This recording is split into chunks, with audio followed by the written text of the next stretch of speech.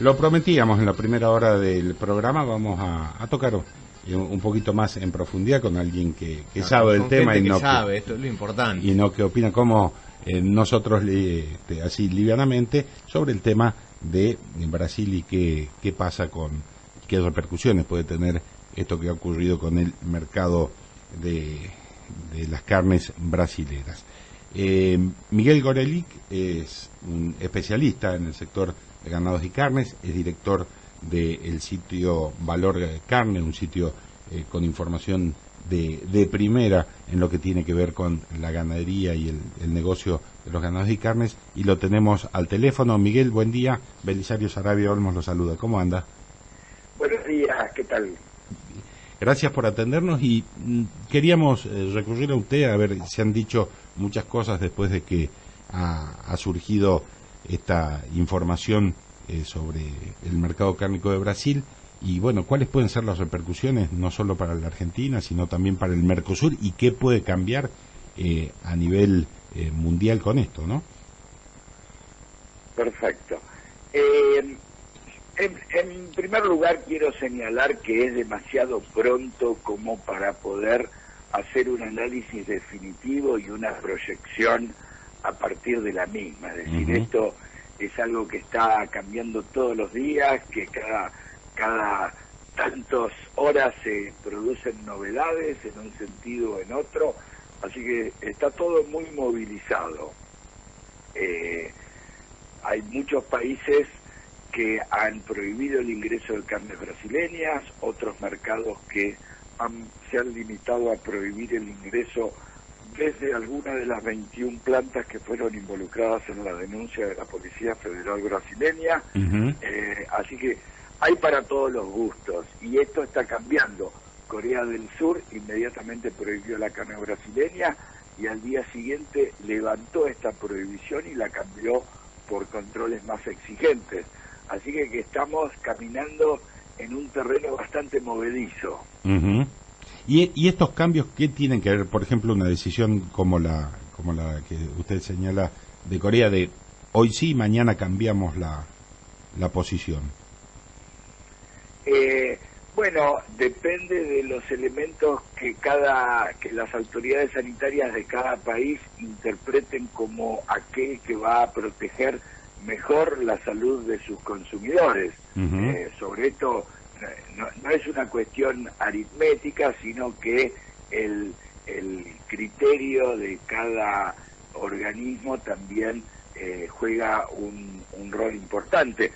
Por ejemplo, un gran importador de carnes en el mundo como es Rusia, que ha sido un importantísimo comprador de carnes brasileñas, y ahora que está un poco más reducido es el cuarto mercado en importancia para Brasil, todavía no ha dicho esta boca es mía, no ha tomado ninguna decisión al respecto, y todo parecería que sigue normalmente hasta que un día se levanta el responsable del servicio sanitario ruso y toma una decisión en alguna dirección.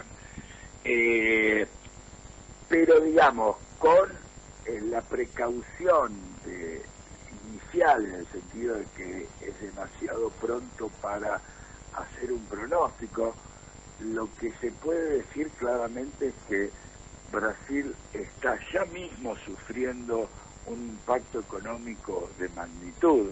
Hay que tener en cuenta que Brasil en los últimos años se ha consolidado como principal exportador mundial de carne vacuna y de pollo, y cuarto en el orden mundial en las exportaciones de carne de cerdo. Es decir, que cualquiera de estas tres proteínas lo tiene a Brasil como un líder del comercio internacional.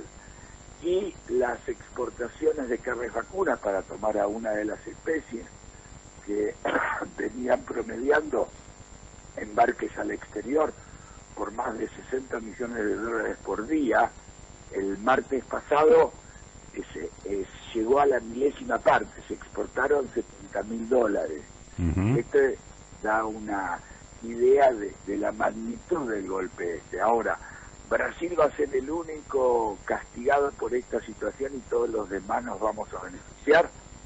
Yo creo que de ninguna manera. Brasil va a ser el principal perjudicado y los demás participantes en el mercado de las proteínas animales en alguna medida también vamos a vernos castigados, más allá de alguna ventaja de corto plazo, porque un impacto de una crisis sanitaria de esta magnitud, la reacción del consumidor es reducir el consumo de ese producto, independientemente del origen que tenga, porque le hace ruido el tema del riesgo con el consumo de carne vacuna. Bien. Yo comentaba hace un rato que por ahí para los mercados extranjeros, para los consumidores del mundo, Brasil había hecho un trabajo muy refinado de alguna manera juntar o el valor simbólico que tiene la carne argentina, pegarlo mucho a lo que ellos exportaban, ¿no? ¿Esto es así y esto también puede perjudicar en ese sentido a nuestro mercado local, a nuestra ganadería? A mí me parece que Brasil no ha logrado dar ese paso, es decir, Brasil, para ponerlo en números, Brasil exporta 2 millones de toneladas de carne vacuna por año y la Argentina exporta 200.000 toneladas, la 10ª parte, y la mitad de lo que exportan Uruguay y Paraguay de manera individual.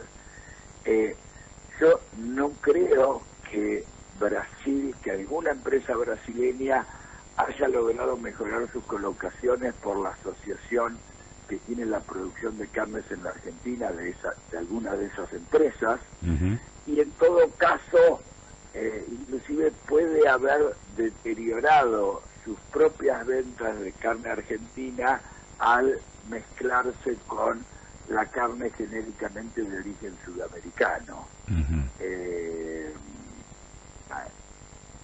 Esta es mi visión del tema.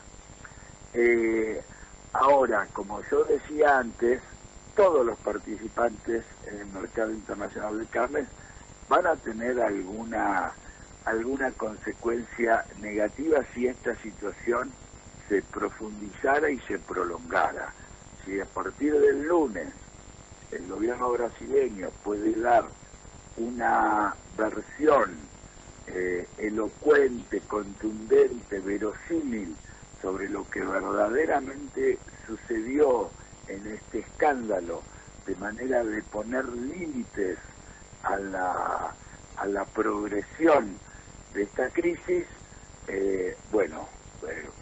sería más optimista y entonces creería que el mercado se puede recuperar relativamente rápido. Por las reacciones que ha tenido el gobierno en estos primeros 7 días, que en medio de una crisis de mucho tiempo, estoy siendo crecientemente pesimista de que pueda encontrar esta respuesta que están esperando los mercados internacionales y en consecuencia creo que la crisis se va a seguir prolongando. Bien. Miguel, ¿cómo evalúa la reacción por parte del Ministerio de Agroindustria, del SENASA? ¿En la Argentina? Sí, en Argentina, perdón. A mí estoy de acuerdo, me pareció muy prudente. SENASA, a diferencia de muchos otros países, no anunció que cortaba el comercio con Brasil. El comercio con Brasil continúa.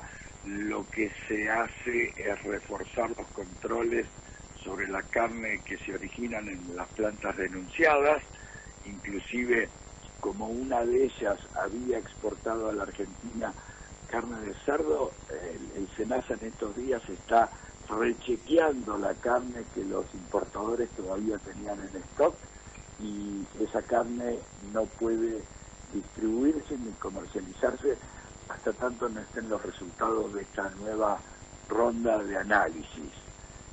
Creo que en este sentido SENASA ayudó a no agravar el ruido mediático que existe en el mundo con este tema, sin por eso dejar de proteger a la salud común, que son los consumidores, ¿no?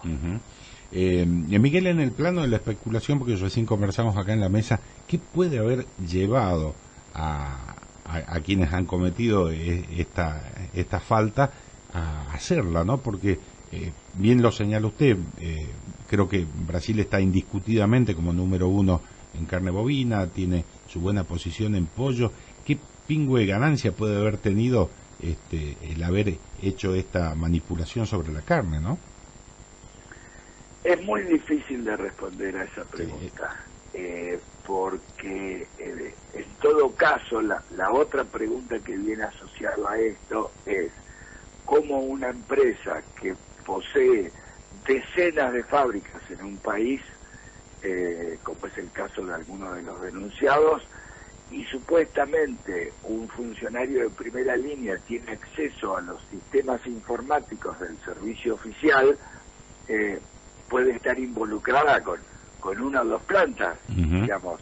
Si se entra en semejante esquema de corrupción, es para todas las plantas, no solamente para una o dos. Entonces, realmente a Brasil le está faltando esa respuesta con información contundente que pueda despejar todas las dudas que todos estamos teniendo. Bien. Miguel, saliendo de este tema, un brevísimo análisis de cómo ve hoy la ganadería argentina. Yo creo que está en una posición muy positiva para entrar de manera más fuerte y acelerada en un proceso de crecimiento importante.